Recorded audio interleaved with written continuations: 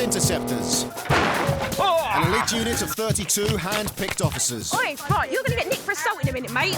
Using rally-spec Subaru Imprezas, Mitsubishi Evos, and a state-of-the-art Eurocopter, they're Essex Police's most effective weapon in the war against crime. Please!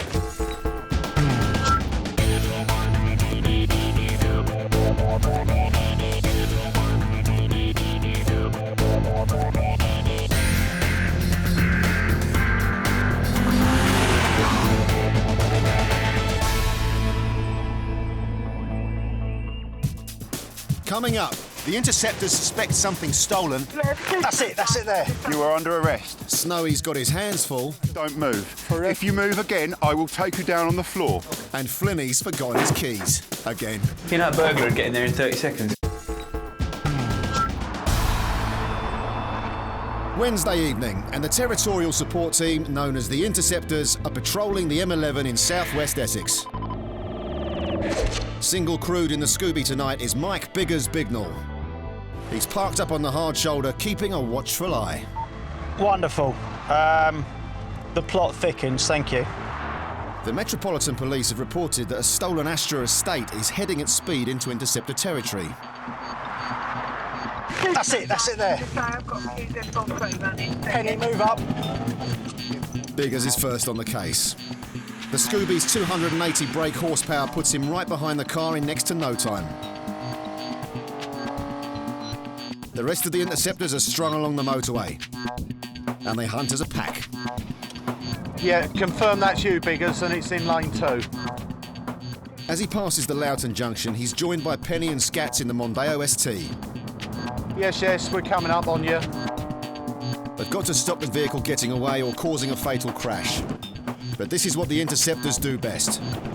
Right, for all TST units. Right, I've gone past Loughton. Can everybody go on 1022? Biggers gets any units in the area to switch to the same radio frequency. He's got a plan. Correct, Tango 84. Thank you, Sarge. I am behind the vehicle. M11, northbound. I am in a suitable vehicle, and I'm pursuit management trained. QT16, we are the vehicle behind 84. Driver suitably trained. Both cars are letting the control room know that they're experts in high-speed pursuit, but they need a third car to put their idea into practice. Yeah, correct, Tango 84, stand by 71. We are on the slip for the M25. Stand by. Somebody just hang back, keeping the outside lane for me. Yeah, Mike, if we stay with it, don't light it up until you've got one more marked car behind it. We're just getting that 9-9 behind. Up ahead of them, where the M11 meets the M25, are Dave and Stuart. They're sitting, waiting.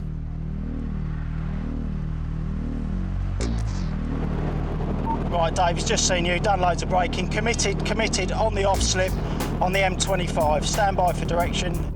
As the vehicle whips past with its convoy of rally-spec police cars, the Evo slips into first gear. 5 seconds later, it's keeping speed with the formation and takes up position at the back. Committed, M25. The driver must be able to see he's got coppers on his tail, and there's no telling what he's going to do next. Stop the vehicle. OK, get up behind it. Biggers overtakes the car and puts himself in front of it. He's planning a T-pack. Yep. He could have stayed there. Yep. This is an extremely complicated procedure for stopping rogue vehicles by boxing them in and forcing them to a halt. It requires highly skilled trained officers and close communication. We're now going in the Bell Common Tunnel, so we'll probably lose comms. The Evo moves up into the middle lane. They might not have radio contact in the tunnel, but all the Interceptors know what's coming. What we're going to do is we've got the units up ahead. Once we get comms back, we'll hopefully block it in and pull it over. You have 2 persons on board this vehicle.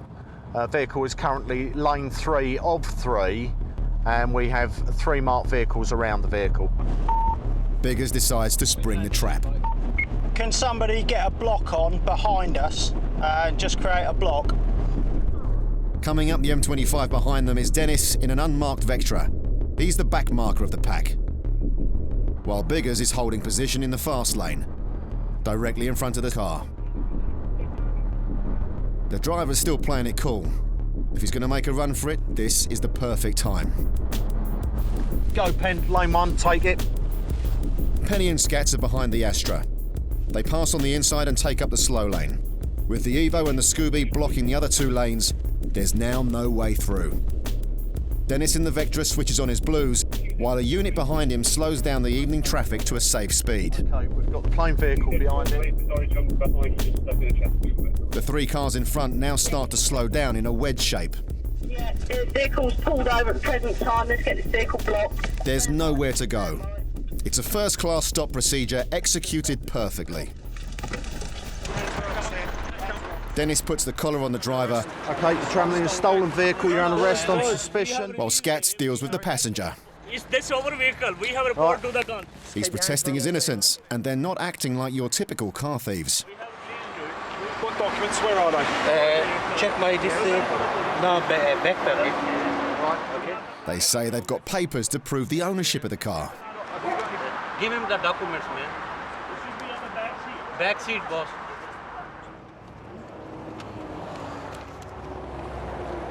Repossession of the vehicle. The passenger finds the documents. Push hand. And Stuart removes the driver's handcuffs so he can show them. Here you go. It turns out there's been a mix-up. The CAD reference has gone on 7 minutes ago to say that he's got his car back. A call to the neighbouring police force reveals the car is stolen. Or rather, it was until a few moments ago. We phoned the Metropolitan Police apparently 7 minutes ago. A call was made to say that this gentleman had located his vehicle. So it was stolen, but he's then located it. 7 minutes ago, he's made a phone call to the Metropolitan Police to say that he's found it, and they're in the process of taking it off. It seems the car's owner had reported it stolen when it had actually just been towed away by the council for a parking offence. But for Biggers, it wasn't a wasted operation. You can see it's a really good training exercise for us, that we've got everybody in place, we know what we're doing, and we've been able to bring it to a safe conclusion. Even if it was a stolen vehicle, he really had nowhere to go. So it's a good job, well done really. This vehicle will give you cover at the back. With the mystery cleared up, the officers are quick to help them on their way. Just sort of like resume your journey, okay? All right, take care. The next time he gets his car towed, the driver might think twice about reporting it to the police. He's just had the shock of his life, courtesy of the Interceptors.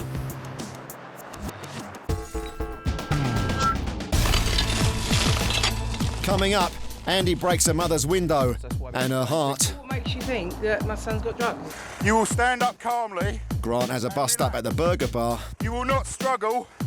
You will not try and pull away from me. Police, mate, police, stay where you are. And Glensman has his hands full. I'll be arresting you on suspicion, possession of controlled substance.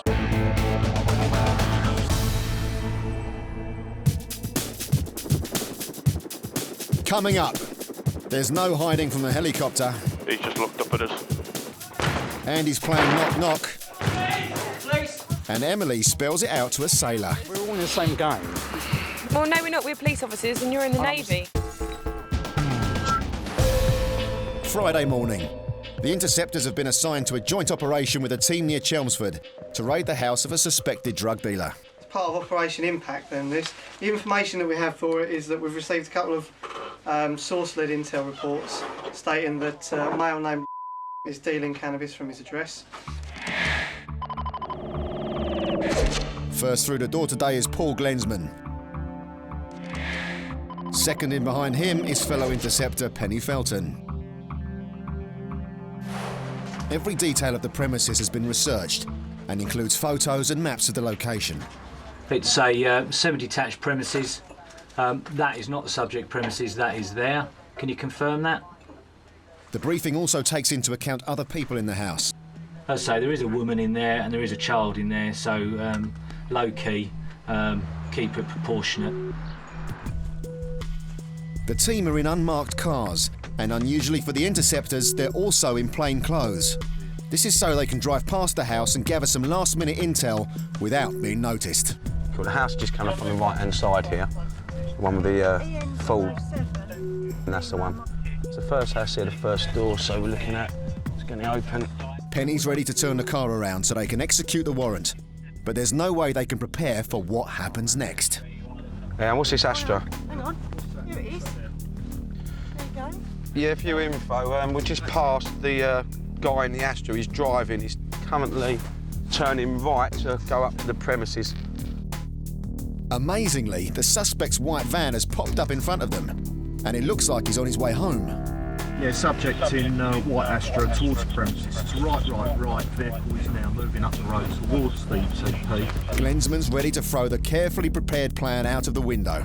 He's parking up, and we'll nab him there. The new plan is to stop the suspect outside his own home. It's a great chance to execute the warrant safely, without stressing the mother and child indoors. Ready?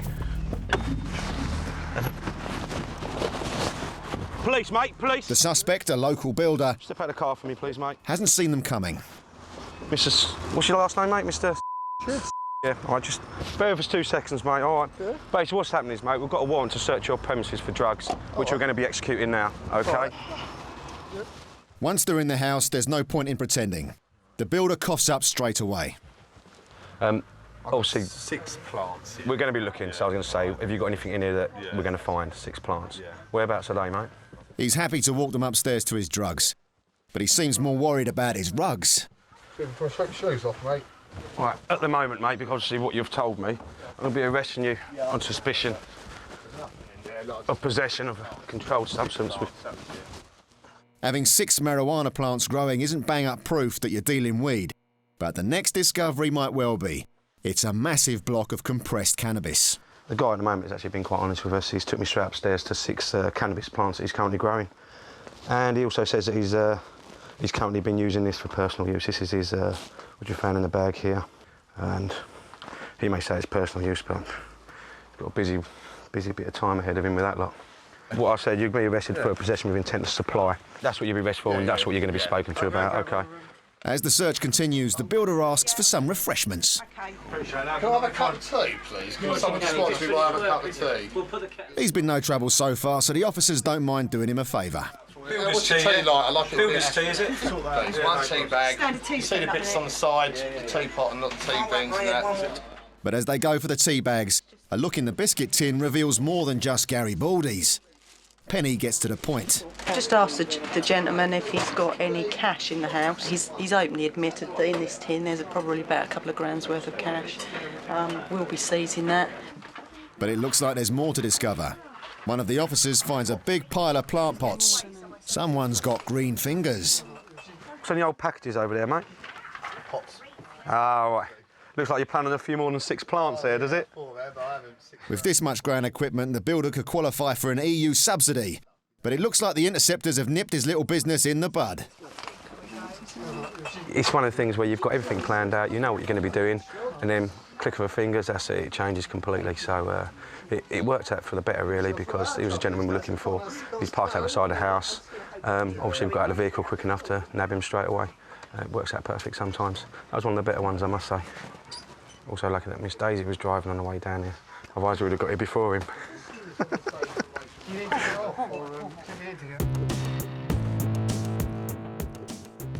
For the 6 plants of cannabis and block of compressed weed, he was later charged with cultivation and possession of cannabis and given a 12-month community order with 200 hours of unpaid work.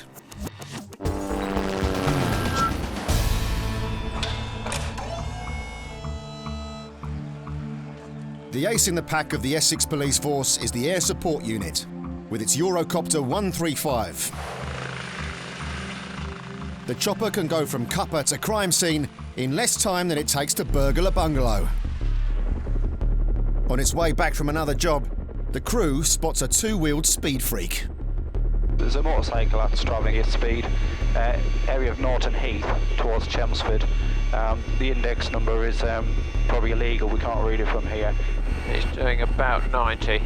The biker's in a 60 zone, passing dangerously close to other vehicles, and it's raining. At this rate, he's going to join the growing number of motorcyclists killed on British roads. What I'm trying to do now is get landmarks that can be used for speed. One of the officers on board wants to use known landmarks on the terrain so they can time the biker and get an accurate measure of how fast he's going. The helicopter requests a ground unit to come and get him. So negative, any unit I did have freely would be attached to this robbery. Yeah, so we'll follow it, see if he goes to an address then. With no police units available, the ASU has to stay on the biker. East, stationary, traffic lights, Chignall Road. The biker spotted the police helicopter. He's just looked up at us. But since the ASU camera can zoom in from a quarter of a mile away, he can't be sure if it's him they're looking at. The biker's made it home and he thinks he's got away with it. It's only when he switches off his engine that he hears a louder engine right above him. Busted. Are we going to hang about here or not? Yeah, wait for the traffic. Okay. Or the dogman to tip up so we've got continuity. Well, let's just pretend we're moving away a bit. Yeah, he's gone into, or he's putting the bike into the garage, but we'd like to hang around until you can get to the location, just for continuity. Blue lights coming down the road now. Oh yeah, got him. When officers ring on the doorbell, the bloke's already in his slippers. Yeah, Zulu 499, I'm with a gentleman now, he's Abby's just over to make me a cup of tea, so we'll sit down and talk about it. The officer's little chat about speeding led the biker to getting a £60 fine and 3 points on his licence. In future he'll want to keep his engine revs in the black, and maybe he'll keep an eye on the sky as well.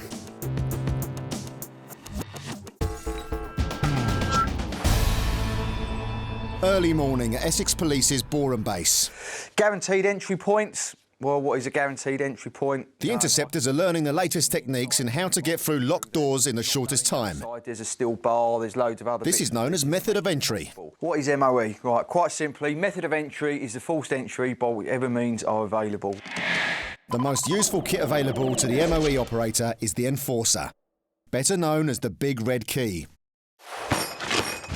With expert training, this miniature battering ram gets officers through most doors in seconds. Don't be too far away from the door, okay? Because the further you are away, the more extension you've got with the Enforcer. Get that foot right up against it, and it'll go through the door. Well done. On heavier doors, it can take more than one copper to get through. Rather than get the red mist, no, I'm going to get in here.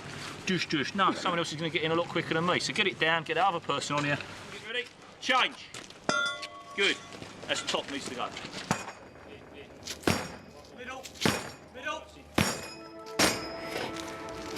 I think I'd just like try knocking. Knowing how to knock harder than normal is vital for the Interceptors, because other units are calling on their skills more and more.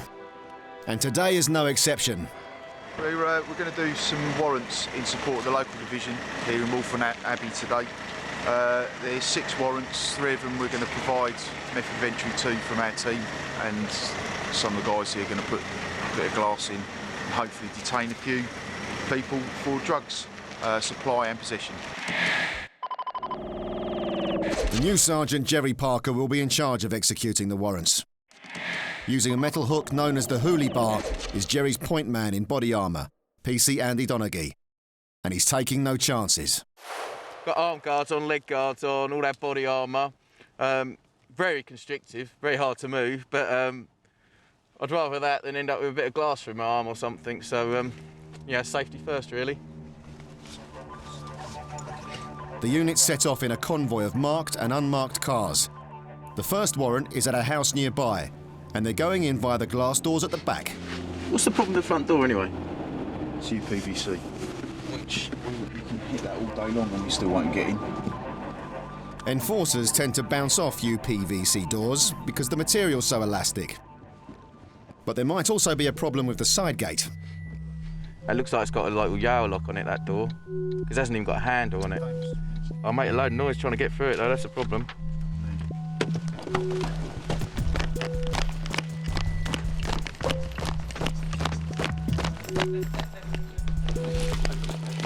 And he has to work quickly and quietly, because in the case of a raid, it only takes a few seconds to flush drugs down a toilet.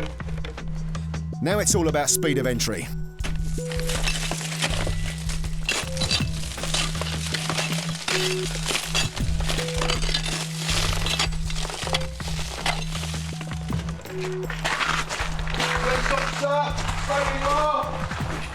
Is there anyone in the house? Once inside, the first move is to find their suspect. Today they're in luck. He's still tucked up in bed. Mate, sit in your bed, please.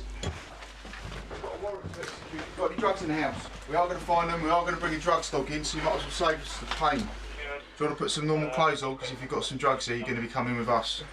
Yeah? Go on in, mate, put some clothes on. Where are they, the drugs? The lad immediately admits to possession of cannabis. Just move away for a second then, mate. As a result of finding that, I'm going to arrest you on suspicion of possessing a controlled drug. You don't have to say anything, but it may harm the defence if you do not mention when questioned, something which you later rely on in court. Coming downstairs, Andy gets a surprise. Hello, darling. It's the suspect's mother. Time to break the bad news. We just executed a drugs warrant here, not on behalf of you, but on behalf of your son, which we're just sorting out at the moment. We'll grab some. That? We have. Oh, very kind of you. Unfortunately, we had a warrant to execute. We've got powers to do it. For what reason have you... Because it's a drugs warrant. Yeah, but why? Well, if we start knocking on people's doors, they usually dispose of drugs down toilets and stuff, so that's why we have to go in quickly. What makes you think that my son's got drugs, is what I'm saying? Well, because he's already told us he's got drugs and we've just found them. Actually, it wasn't the easiest one in the world because the side gate wouldn't go in, so we've had to climb over. Obviously, we gained access through the rear patio doors, as we had previously planned. Gone up to the bedroom upstairs, found the chap we're looking for, and he's offered up some drugs that he has got on him. Job done, no one's got hurt, we've got the person we're after, and you couldn't ask for a better result, really. Yeah, just come in and have a side. Pardon? Brentwood, is it? Oh, right, we're going to Brentwood, actually. There's no let-up for the Interceptors today. They have another load of warrants to execute, and speed is of the essence. Police!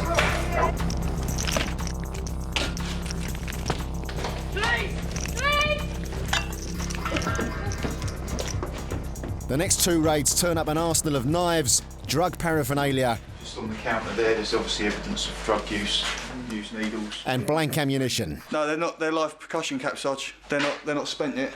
Jerry adds the contents of this house to his total haul for the day. Basically, there's a lot of evidence of drugs use in the house as the cutting agents that they'll mix the heroin with to take.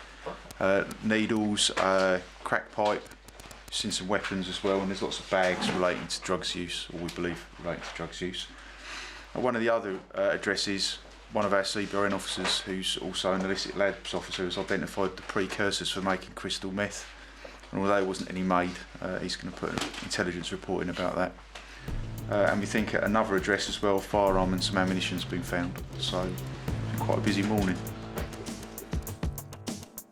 In total, officers recovered a dozen percussion caps, 2 guns, 6 illegal knives, and cutting agents for Class A drugs.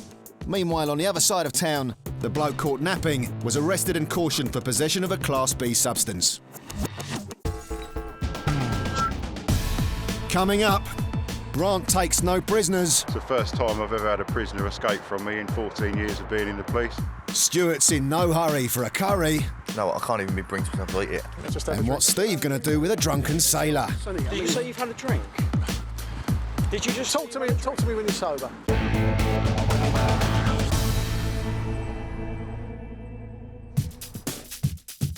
Coming up, Kirsty calls the world's dumbest runaway. If I were you, I'd tell us where you are. Biggers is taking no chances with his lunch. Just in case it blows up. And Flinny's still struggling with that door. Give it a little time. I've loosened it up, obviously.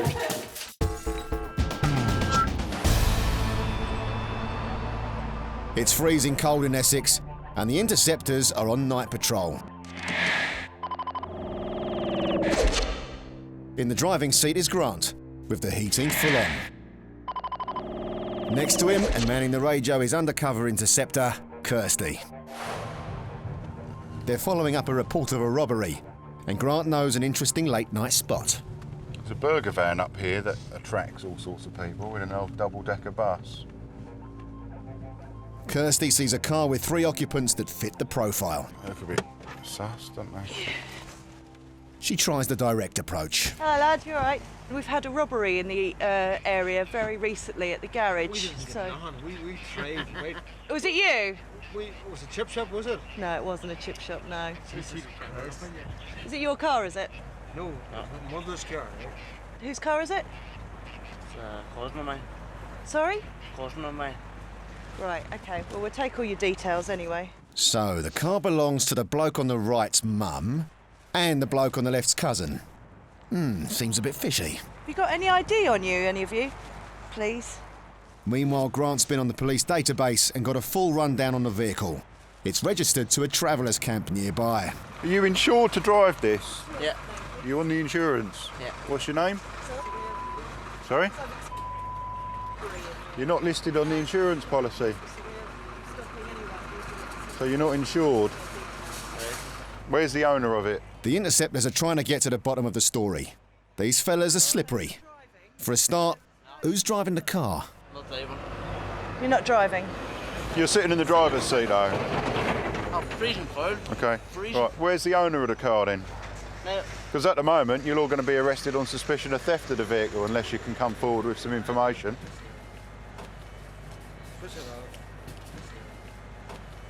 Or you're more interested in your food? Right, okay, you're not particularly interested in telling us the truth then?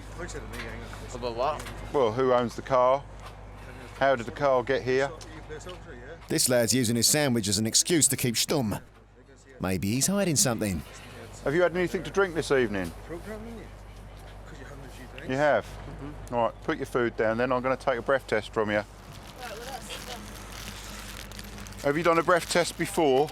No. Never done one before. Okay, take a deep breath in and then blow out. Little bit harder than that. No. Straight away that's gone to fail, indicating 75 micrograms in 100 millilitres of breath. The legal limit for driving is 35. You were sitting in the driver's seat of the vehicle and the key was in the ignition. So at this moment in time I'm arresting you on suspicion of being drunk in charge of a motor vehicle on a public road. Okay, take a seat in there for me. A skinful of booze puts this young lad in the back seat, in handcuffs. On goes the Mondeo's child lock, and he still can't prove that he's got permission to drive the car. Okay. At this moment in time, I'm also arresting you on suspicion of having taken that motor vehicle without the owner's consent, which is basically stealing the vehicle. Okay, he's been... One down. But man number 2 is not happy with being filmed. Right, Don't assault the cameraman. No, follow me, no. Right, I'm here to explain to you your options. I swear to God. For someone who's camera shy, he's making a lot of noise. He leads the officers down the street away from the cars, while man number 3 stays by the police Mondeo. But I'm telling you this here now. At this moment in time, you are under arrest on suspicion of being carried in a motor vehicle without the owner's consent. Right, yeah. Don't walk away. Stand over there by the car. Don't struggle with me. Don't put your hands on me. You are under arrest. Stand there by the car and don't move. If you move again, I will take you down on the floor. Do you understand that? Just relax your arms and then it makes it a lot easier, doesn't it? The man's under arrest, but he won't let them put the cuffs on. He seems to be struggling a lot for what's a very minor matter. Stay on the floor! Right, get on the floor. Get... Right, just relax, okay? Get your arms behind your back. Right, I will release you. You will stand up calmly and relax. You will not struggle. You will not try and pull away from me. If you do, you'll go on the floor again. Okay? Right, get up. Get up, put your arm behind your back. So that's 2 men under arrest. But when they get to the Mondeo, the first lad is nowhere to be seen. Where's he gone then? And here's what's happened. With all the palaver, no one noticed the Mondeo's passenger door being opened from the outside. Now, who would do a thing like that? He was in the back of the car and then the other one was kicking off, so we were fighting with him. And I think maybe he's let him out or something because the child locks are on, so... What's your mate's phone number? The third man's still being slippery. Hey? They can't prove it was him that let his mate out of the car, but he can't give a straight answer either. Right, you were in this vehicle. Do you know the driver? No, I'm not sure. So you just get in a random vehicle, do you? Can I see your phone, please? The bloke says he doesn't know anyone. Guess who he's got on speed dial? It's in your phone, fella. I don't know. Well, you must know whose phone. 40 numbers on the phone, ring them. Kirsty puts in a call. Amazingly, the phone is picked up. Where are you? Like, if I were you, I'd tell us where you are, and then we'll come and collect you. It's the first time I've ever had a prisoner escape from me in 14 years of being in the police, so I'm a little bit annoyed about it. Not only that, he's got my handcuffs. Kirsty's in no mood for being messed around. After a quick rummage around the back of some bushes, the runaway is back in custody. He reckons he only slipped off for a quick tinkle. You're full of... You know fully well we've been looking for you. Get in there. He's not the only one Kirsty's nicked tonight. His mate who doesn't know him's in there too. And there's nobody left to let them out. Back at the nick, the lad is breathalyzed. Maybe he's hoping the toilet breaker's lowered his alcohol levels. Okay. No such luck. He's over twice the legal limit. That's fine. It's come back showing 74 and 83. The legal drink drive limit in this country is 35 micrograms of alcohol. So the lowest reading, which is 74, is well over the legal drink drive limit in this country. Yes, certainly. I'll bring your blanket down.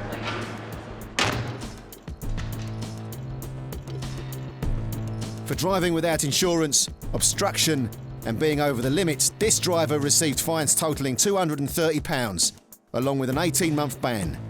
His wrestly mate was given a conditional discharge plus £85 costs. And the third man, suspected of helping the driver escape, had no further action taken against him.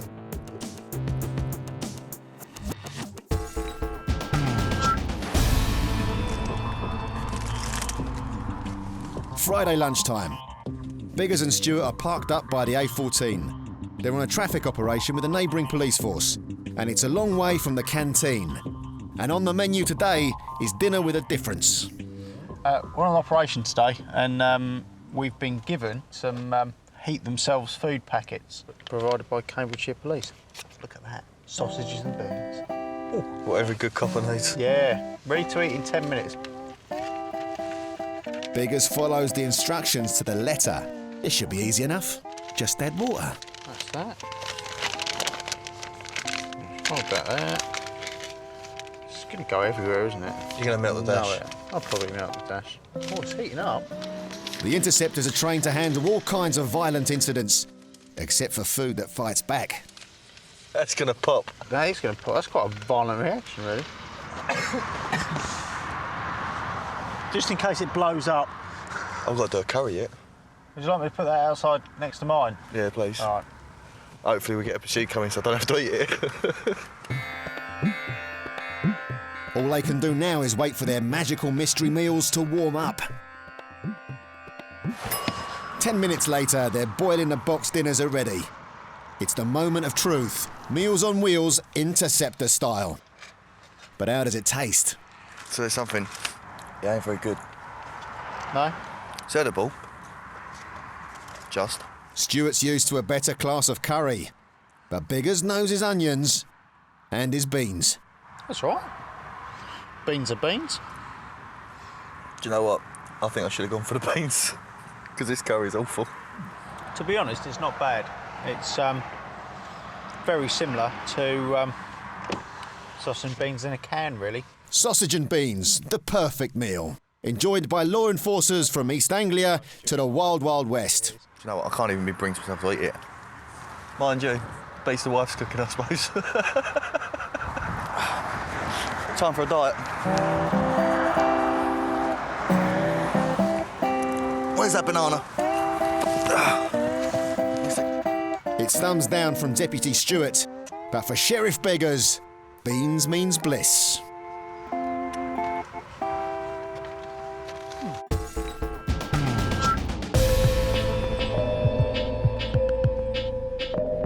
It's Thursday night in Langdon, and the pubs are calling time. Stepping out of the marked Mondeo tonight is Steve Surratt.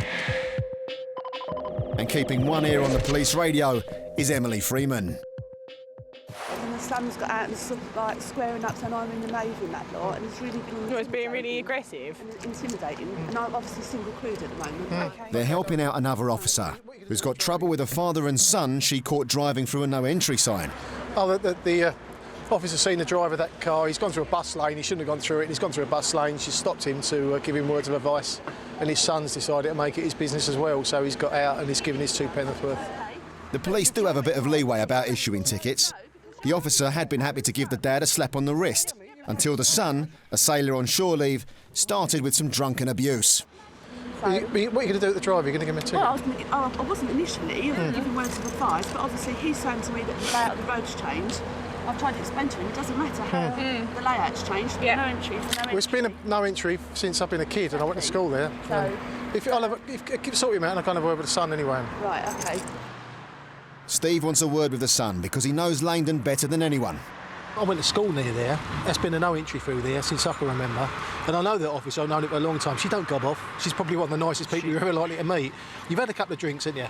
I have. Yes. OK, so all I suggest, mate, is just wind your neck in a little bit. Because when you've had a few drinks, you end up saying things you shouldn't say. You drop yourself in it a little bit. That's fair one, fair one. Steve's gentle words are like oil on troubled waters, but the officer has had a proper earful off of these two tonight. Yeah, but hang on a minute, why has she changed her mind? Because that's her prerogative. If she decided initially she doesn't want to give you a ticket and something's happened to make her decision, it's our discretion. We don't have to justify to you why we should or should not give you a ticket. You should be justifying to us why you're driven through a no entry sign, and apparently you can't give a valid reason. Well, only because I didn't know there was a no entry sign. I mean, unfortunately, I don't live round here. I just didn't notice it. To be fair to the officer, the no entry signs couldn't be more obvious. You'd have to be trying pretty hard not to notice these. It's a £30 one? Yeah, £30, yeah. It's a minor traffic offence with a £30 penalty, but it could have been a £60 endorsable fine. It's no point in arguing about it. It's quite a minor matter, isn't it, really? It is a minor It's not a serious matter. No, because it is a minor matter, but the point is, why haven't I got the law on my side as much as you've got? Why can't I dispute what she said? Of course you can dispute it. Well, what can I do about it? Then you go to court instead. We will do. Well, what's the good of that? Well, you can dispute it. You want the opportunity to dispute it. No, Dad. Sorry? No, Dad, don't argue. We will do. OK, cool. Trust me, we'll do. Oh, look, the drunken sailor's sticking his oar in again. And he thinks he knows all about the Interceptors. By the way, anyone who drives a Super Impreza or a Mitsubishi Evo 7 or 5 or whatever you want to call it, you're going to film it. Oh, awesome, excellent. You know what I mean? Them policemen that actually film these things, yeah, by the way, not good. Do you know what I mean? Don't make up the law for yourselves. It's a law for one and not for the others. Do you know what I mean? I thought the law was for everybody in this country the same. Of course it is. We're completely subjectable to the law as well. Yeah, police officers get arrested. Of course they are. Steve brings them back to solid ground. I know what I'd do. If I saw somebody in front of me went through a bus lane, they're getting a ticket every day of the week because it's a bus lane and you can't let everyone go through there, can you? No, of course not. But I'm the one who's getting the ticket, and I'm getting it because of my son's attitude. He's had a drink. He's going to have an attitude, isn't he? I don't know. I don't. When I've had a drink, I just have a drink. I feel happy. You've had a drink, have you? I mean, he's had a few pints, hasn't he? Did you say you've had a drink? Off he goes again. Did you just talk to me when you're sober? Did you just say you've had a drink? As if he's had a drink. He's driving a police vehicle. How ridiculous. He just said he had a drink. Of course he has. I've only been with him for the last... Look, I mean, we're all... 10 hours. We're all in the same game. Well, no, we're not. We're police officers and you're in the Navy. That's right. We're all forces. We are, yeah. That's so we shouldn't be against each other, should we? We should be working together. Right. And he just turned around and said he had a drink. He hasn't had a drink. And when I'm off duty, he's on duty. Yeah. And he just turned around and said he had a drink. If you seriously think he's had a drink, make a complaint to our sergeant. How ridiculous. All right, great. All right, take it easy. Safe journey, mate. Oh, what an idiot. Jeez. He looked good in his shirt. I think he's just finished a fancy dress or something because he looked like Popeye.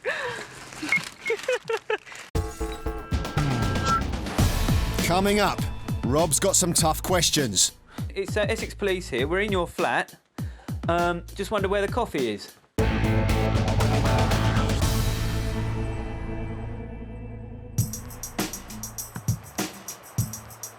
It's not all drug raids and vehicle pursuits for the Interceptors, and it's usually the odd calls that mean messed up meal times. Tonight, the A shift have had to stop off at a petrol station. Flinny, Emily and Rob were planning to get a big curry after work, but now they've had a call about a water leak and have had to make do with a snack. I'm breaking my virginity on sushi. En route to this job, where we have a leaking flat into a flat below, I think. I'd rather have a sandwich. Maybe it's the lack of a decent dinner, but Rob's imagination is running wild. We're about to stumble across a cannabis bus, and the water is the hydroponics dripping through.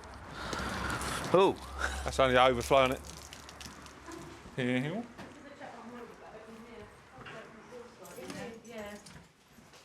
Oh. There it is. You got water coming through. Oh, I see what we do. The fella downstairs isn't too chuffed. The water's running into his flat and the damage could run into the thousands. Yeah, the waterfall's it's coming out the overflow for this one, isn't it? No, there's no lights on or anything. There's no reply from the leaky neighbours upstairs. We don't know anyone who's got a spare key, do we? Good luck kicking that out. Yeah, I reckon that'll go. The owner is nowhere to be found, so it's down to A shift to stop the leak. But they haven't got a hoolie bar or an enforcer. I'm just going to try and kick the door. He's not going to be able to do it. It's rock solid. Don't think we'll be able to do it. I don't know. I reckon one more like that would do it. All right, brace it, brace it. It's braced. Oh, no. Rob has eaten some sushi, but that doesn't turn him into the Karate Kid, unfortunately. Taking a run up for the hotel. Oh, that's painful, that one. Do you want me to brace it at the bottom? Quite getting a high kick there, Flinny. Yeah.